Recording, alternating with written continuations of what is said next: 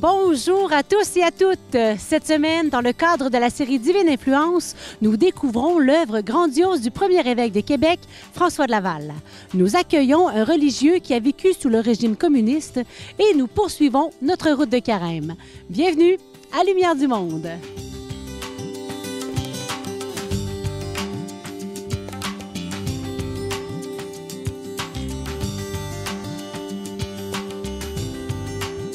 La semaine dernière, nous avons commencé à découvrir la nouvelle série documentaire intitulée Divine Influence. Elle a été réalisée par ECDQ.tv, la web télé du diocèse de Québec, en collaboration avec Multimédia Région de Portneuf. Cette série s'inscrit dans le cadre du 350e anniversaire du diocèse de Québec. Divine Influence, c'est l'histoire de 10 personnages plus grands que nature qui ont répondu à un appel divin qui a changé leur vie et celle de leur entourage. Ces personnes, ce sont des saints, des fondateurs, des missionnaires, des artistes, éducateurs, leaders qui ont laissé, chacun à leur manière, une empreinte indélébile dans l'histoire du Québec depuis sa fondation jusqu'à nos jours. À travers des reconstitutions historiques, des documents d'archives et des interviews, vous allez découvrir comment ces personnes ont vécu leur foi, comment elles ont fait face aux défis, aux épreuves ou aux oppositions, comment elles ont été inspirées, guidées et soutenues par une divine influence. Vous allez aussi voir de quelle manière leur engagement a eu des répercussions positives sur la société et l'Église.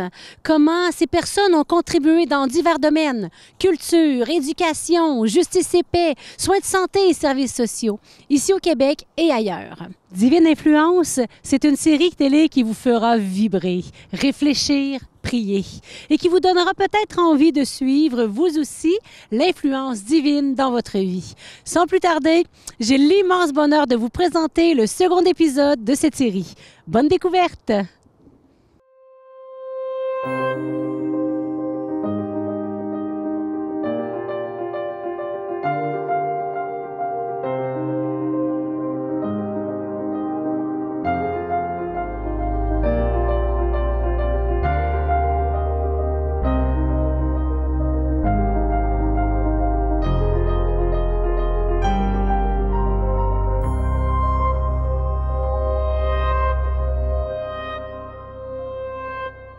L'Université Laval, la station de métro Montmorency, la ville de Laval. Mais qu'est-ce que ces lieux ont en commun? Ils ont été nommés ainsi en mémoire de François de Laval. François de Laval est à ce point marquant dans notre histoire que plus de 1200 lieux en Amérique du Nord portent son nom. Il surpasse même Cartier, Champlain et Marguerite Bourgeoys dans la toponymie. Nous sommes ici devant le séminaire de Québec fondé par Monseigneur François de Laval, tout premier évêque en Amérique du Nord. Au début de la colonie, le diocèse de Québec s'étend de la vallée du Saint-Laurent jusqu'en Louisiane, en passant par l'Acadie. Son diocèse est l'un des plus grands que la Terre n'ait jamais connu. Infatigable, François de Laval traverse l'océan à plusieurs reprises, parcourt des kilomètres à pied, en canot, été comme hiver, pour aller à la rencontre de tous. Il est un homme dévoué, attentif aux autres et à leurs besoins, rassembleur, un homme proche du peuple.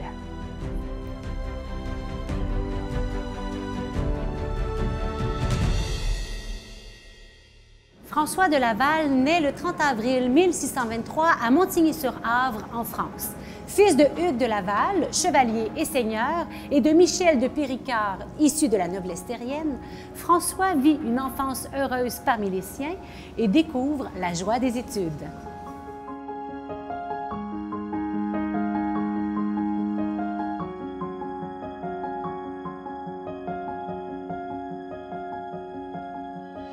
Il ira étudier à La Flèche, au collège de La Flèche, c'est-à-dire il se met à l'école des Jésuites.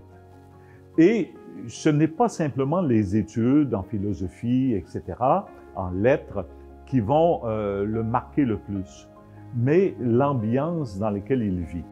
C'est là qu'il va vraiment avoir un début de sa dévotion mariale et je pourrais dire sa dévotion aux missionnaires et aux missions en pays lointains, parce que c'est vraiment de ça que les jésuites vont lui parler, vont enseigner. Il y a donc un climat spirituel.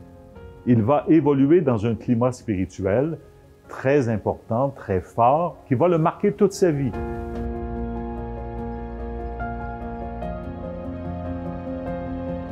Et il a aussi les relations des Jésuites qu'il peut lire, qui décrivent toutes les missions qui se passent justement au Canada avec les Autochtones à Québec, à Trois-Rivières, dans les lacs Hurons.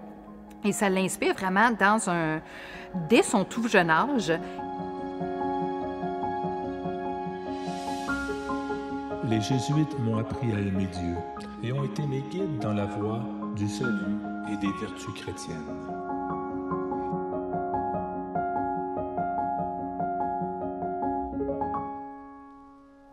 Son père et ses 2 frères aînés étant décédés, son oncle le prie d'abandonner sa vocation religieuse et de prendre le titre et les responsabilités de seigneur de Montigny.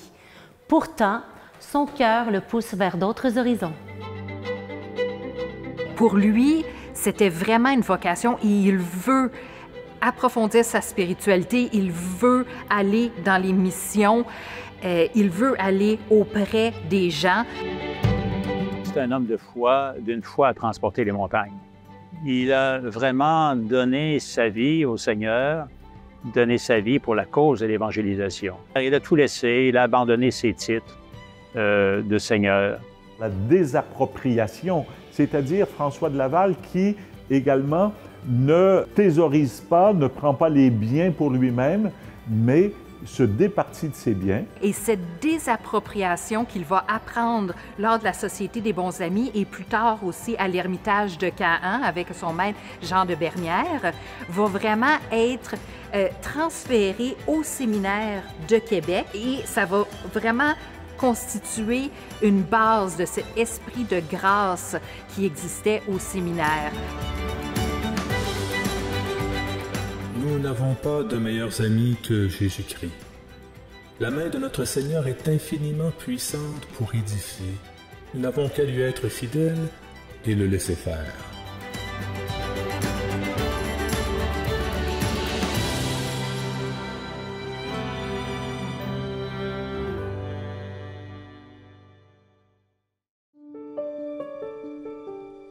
Pendant 10 ans, François est membre des Bons Amis, un regroupement d'hommes où il développe des amitiés profondes et sa spiritualité. Il se dévoue principalement aux malades. Là, il se fait remarquer par les Jésuites comme candidat idéal pour être évêque d'une mission lointaine.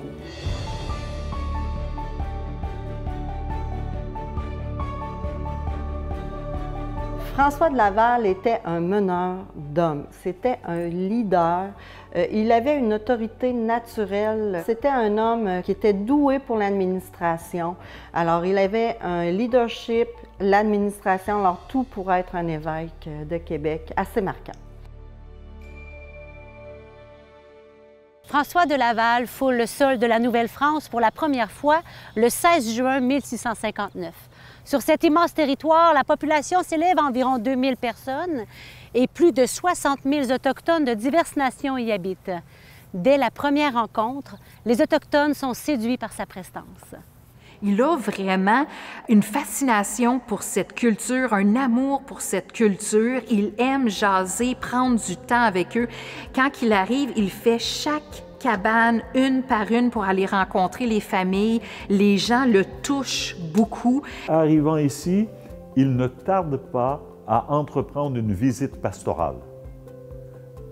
Et il se rend notamment à Tadoussac. C'est là que se fait cette première rencontre entre les Autochtones et Monseigneur de Laval. Les Amérindiens, les Autochtones disent de lui qu'ils ont été séduits dès le premier contact avec lui. Il va vraiment faire de Tadoussac jusqu'à Prairie-de-la-Madeleine, un petit peu passé Montréal.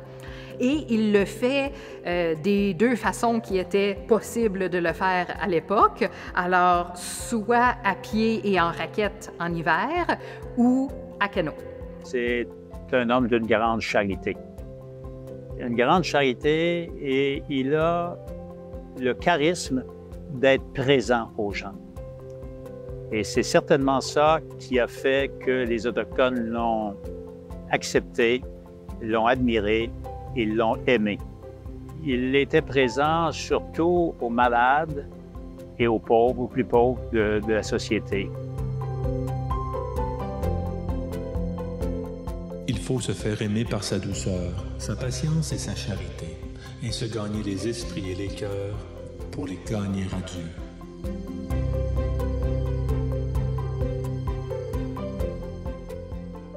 Depuis son arrivée en Nouvelle-France, Monseigneur François de Laval songe à la fondation d'un séminaire pour assurer à la colonie les prêtres dont elle a besoin. Et ce lieu deviendra le centre et l'âme de la vie religieuse canadienne.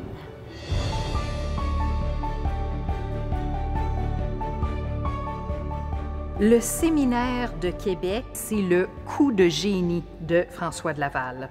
Il arrive ici au Canada où tout est à faire. Il a très peu de ressources, autant ressources financières que ressources humaines, et il doit s'adapter vraiment aux conditions du pays. Il était arrivé ici avec 3 prêtres français.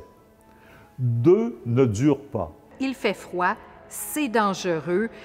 Il y a de la bibite, il fait très chaud en été, ils vont devoir marcher énormément, donc ça va être difficile physiquement aussi. Et il se rend compte que dans ce pays-là, s'il n'organise pas son diocèse autrement que la manière de les organiser en France, personne ne voudra venir ici. Son premier moyen d'attirer des prêtres de France à venir ici au Québec, c'est d'avoir un endroit centralisé qui va être un peu le curé de toutes les paroisses, où on met tous les biens et tout notre esprit en commun, le séminaire de Québec. Son séminaire, c'était un peu le cœur de son diocèse. Alors, on formait des prêtres. Les prêtres formés partaient de son séminaire, allaient en mission à Trois-Rivières, Montréal, Tadoussac, Côte-Nord, Gaspésie. Alors, ils partaient du séminaire et ils y revenaient pour se ressourcer ou pour être soignés lorsqu'ils étaient malades. Une partie qu'est-ce que le séminaire va faire, c'est qu'il va prendre tout le restant d'argent des gratifications royales, des donations, pour bâtir les églises aussi, bâtir les presbytères, bâtir les écoles. Que François de Laval va en payer aussi beaucoup de sa poche parce que l'éducation était très, très, très importante pour lui. Le séminaire a vraiment fondé la base du clergé et de plusieurs aspects sociaux qui sont encore aujourd'hui, et plusieurs de ces bâtiments physiques sont encore là aujourd'hui.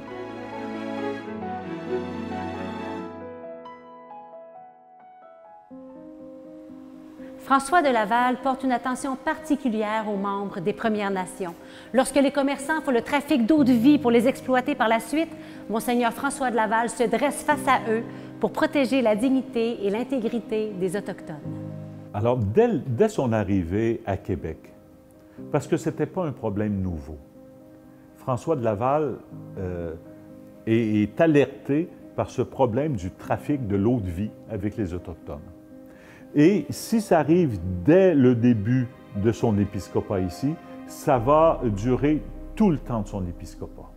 Et il va se battre toute sa vie contre. Il va aller faire 3 voyages auprès du roi pour faire interdire la traite. Ça lui occasionnera beaucoup d'hostilité de la part des commerçants, parfois de la part des gouvernants, que ce soit le gouverneur ou l'intendant ici à Québec, ou que ce soit à la Cour de France. Il y aura des débats à la Sorbonne, etc. Il défendra le trafic de l'eau-de-vie avec les Autochtones, qui avait pour conséquence de déstructurer ces sociétés-là et également qu'il n'est pas le juste fruit de leur récolte de fourrure. Sa plus grande bataille a été celle de l'eau-de-vie. Il s'est battu toute sa vie, justement, pour essayer de réglementer la vente de l'eau-de-vie aux Autochtones. Il l'a fait dans l'adversité et à l'occasion de plusieurs conflits. C'est un combat qu'il n'a pas gagné, malheureusement.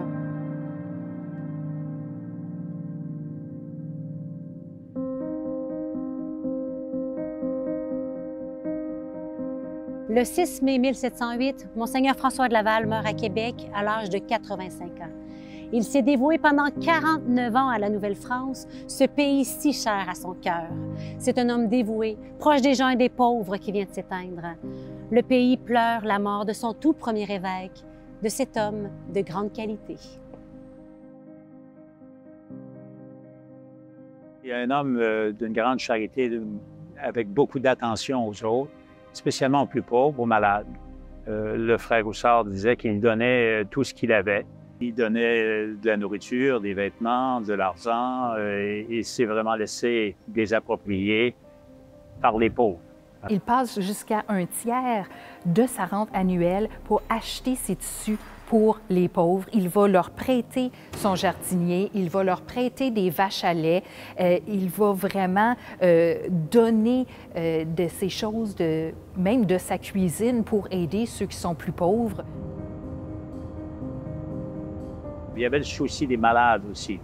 Les malades, il allait les visiter à l'Hôtel-Dieu. Il allait même donner un coup de main au personnel soignant pour faire manger les malades. Il ne craignait pas et il ne s'est jamais ménagé pour visiter son peuple. Il a mis tous ses biens au service de l'Église et il les a légués au séminaire. Sa vie était complètement donnée à ce pays et aux gens qui l'habitaient et à l'œuvre missionnaire qu'il avait entreprise.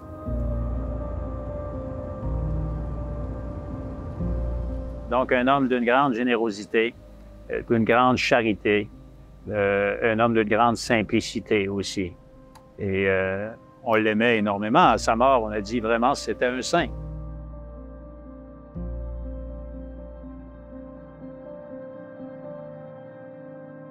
Nous sommes ici dans la cathédrale Notre-Dame de Québec, au tombeau de Saint François de Laval. Son œuvre et son message résonnent encore aujourd'hui. C'est plus de 35 000 visiteurs qui viennent ici chaque année découvrir sa vie, son héritage.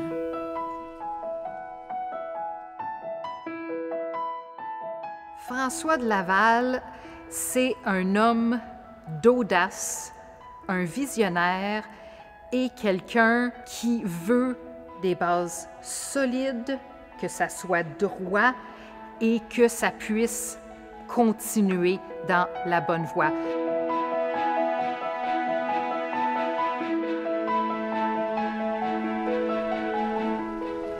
À la conquête, le séminaire deviendra vraiment un lieu de culture. Le séminaire a fondé le premier musée des Beaux-Arts au Canada. La fondation de l'Université Laval, c'est à la demande des évêques du Québec que le séminaire a fondé l'Université Laval. Il avait acquis une formation spirituelle et il y avait une intensité dans sa vie spirituelle. En même temps, c'était un homme d'action. Il va être proche des gens et il va vraiment avoir une idée à long terme. Il vise la pérennité de l'Église et la pérennité de la colonie. C'est un homme d'Évangile, c'est un homme de cœur, c'est un homme d'amour du Seigneur. Il aime l'Évangile, il aime la parole de Dieu, il aime le Seigneur. C'est un homme entier et c'est ce qui a façonné sa personnalité.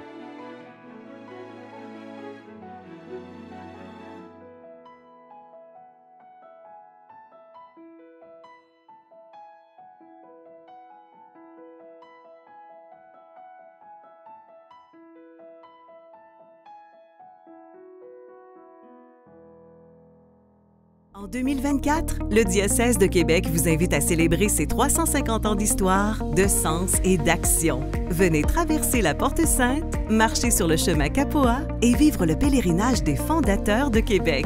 Profitez également d'un accès exclusif à des lieux patrimoniaux uniques. Assistez à des spectacles, des conférences et des rendez-vous pour toute la famille. En 2024, à Québec, plongez aux sources de la grande aventure de la foi en Amérique. Originaire de Russie, Édouard Chatov a grandi sous l'ancien régime autoritaire soviétique. Il nous partage son expérience tout en se questionnant sur notre rapport à la liberté.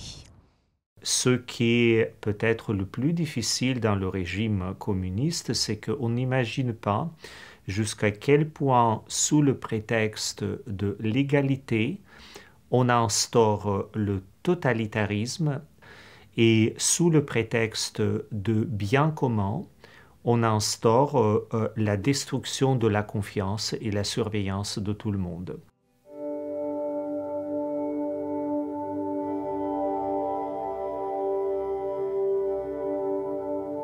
Comment on brisait la confiance? Mais par une chose toute simple. Et je ne vais pas dresser parallèle avec nos sociétés, quoique les clignotants rouges s'allument en moi d'une manière automatique quand j'entends certaines phrases. Par exemple, surveiller les uns des autres et dénoncer les uns les autres au nom du bien commun. C'est-à-dire, les parents surveillaient leurs enfants et dénonçaient leurs enfants. Les enfants surveillaient leurs parents et dénonçaient leurs parents. Les collègues de l'université ou de l'école faisaient des rapports mutuels les uns sur les autres. Je n'oublierai jamais l'histoire d'une de mes profs en histoire à l'université, qui est allée faire un peu le stage pour étudier les archives dans l'Allemagne de l'Est. Et elle est allée avec d'autres collègues, un garçon et une fille, où entre elle et le garçon qui est allé, il y avait une belle histoire d'amour. Et quand ils sont rentrés un certain temps plus tard, le recteur de l'université l'a convoqué dans son bureau, ouvert le tiroir et sorti tous les rapports que le garçon écrivait, ce que cette fille disait au moment public ou même au moment les plus intimes de leur rendez-vous, c'est-à-dire rien ne reste privé. Tout est dévoilé et surtout tout est exposé au regard de l'autre et tout peut être servi sans aucune preuve ou cause d'ailleurs contre vous. Un autre exemple, donc je connais une femme qui, juste parce qu'elle était baptisée, elle était dénoncée et elle était condamnée à 14 ans de travaux forcés dans le goulag. C'est tout.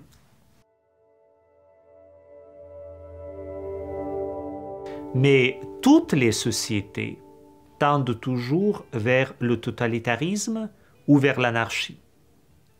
Il y a toujours comme deux extrêmes. C'est où on fait ce qu'on veut, peu importe les conséquences, parce que moi, individu, j'ai décidé que c'est bon de le faire, ou il nous faut une main forte, un homme ou une femme forte qui réglera tous nos problèmes, qui dira comment il faut faire et on instaurera l'ordre où tout le monde sera heureux. Donc, il y a toujours cette tension. Et précisément, c'est entre ces deux tensions se situe l'éducation du libre arbitre pour faire les choix libres, responsables, constructifs et en ce domaine, il y a aussi l'attention particulière que nous devons prêter à l'éducation. Aujourd'hui, par exemple, il faut poser la question aux jeunes, est-ce qu'ils ont lu Shakespeare, Molière, les auteurs actuels? Est-ce qu'ils savent les grandes œuvres de cinéma ou du théâtre ou de la musique classique et pas seulement de la musique contemporaine? Il ne s'agit pas de dire ça c'est bon, ça c'est mauvais, mais il faut donner les bases solides pour opérer le discernement solide. Et s'il n'y a pas ces bases, là, nous allons glisser vers le totalitarisme. Totalitarisme ouvert ou déguisé, parce qu'il y a les régimes totalitaires déguisés.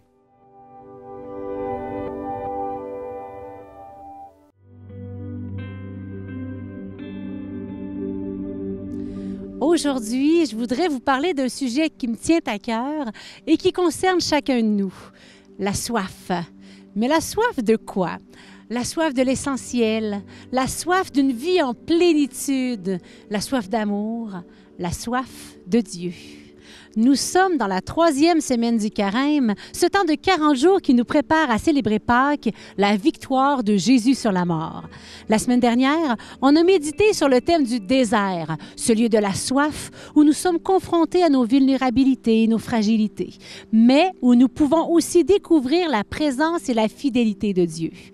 Eh bien, cette semaine, nous allons chercher l'oasis en plein cœur du désert pour nous désaltérer en nous laissant toucher par la parole de Jésus qui nous offre l'eau vive, une eau qui jaillit en vie éternelle.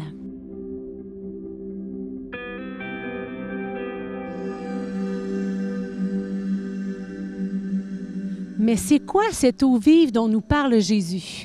Comment peut-on la recevoir et la laisser surgir en nous? C'est pas une eau ordinaire qui étanche notre soif physique, mais une eau spirituelle qui comble notre soif de l'essentiel. C'est une eau qui nous vient de l'Esprit Saint, qui nous donne la vie et nous fait entrer en communion avec Dieu et avec nos frères et sœurs en humanité. C'est une eau qui nous purifie de nos péchés et nous renouvelle intérieurement. C'est une eau qui nous fait participer à la vie divine et nous ouvre à la joie et à la paix. Dans l'Évangile, nous avons entendu le récit de la rencontre entre Jésus et la Samaritaine au bord du puits de Jacob. Jésus lui révèle qu'il est le Messie, celui qui vient accomplir les promesses de Dieu. Il lui fait découvrir la vérité sur elle-même et sur Dieu, qui est esprit et qui se laisse adorer en esprit et en vérité.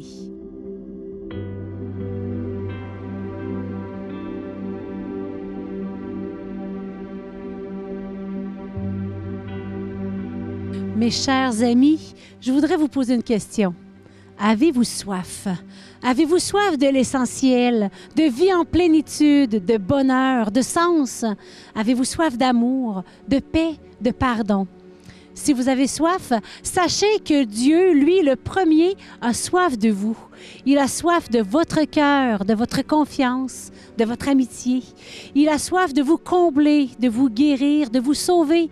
Il a soif de vous faire entrer dans sa joie, dans sa famille, dans son royaume.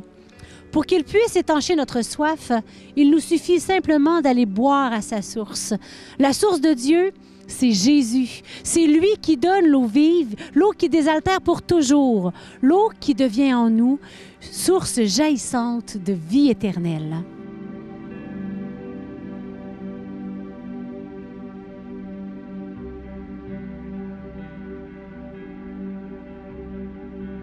Alors, comment boire à la source?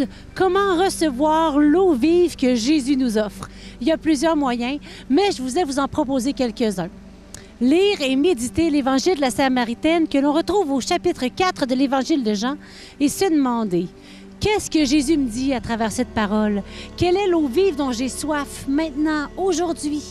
Quels sont les obstacles qui m'empêchent de la recevoir? » Ou comment puis-je témoigner autour de moi, comme la Samaritaine, de ce que Jésus a fait pour moi? Un autre truc, faire un geste de solidarité envers des personnes qui manquent d'eau vive. Par exemple, des personnes seules, visiter un malade. On peut aussi participer à une célébration pénitentielle ou au sacrement de réconciliation pour recevoir le pardon de Dieu et repartir avec un cœur purifié.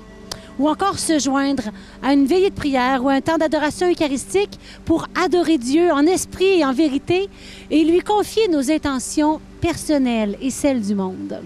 Voilà, chers amis, j'espère que cette capsule vous aidera à vivre ce carême avec plus de profondeur et de joie. Je vous souhaite une bonne semaine. On se retrouve la semaine prochaine. Que Dieu vous bénisse.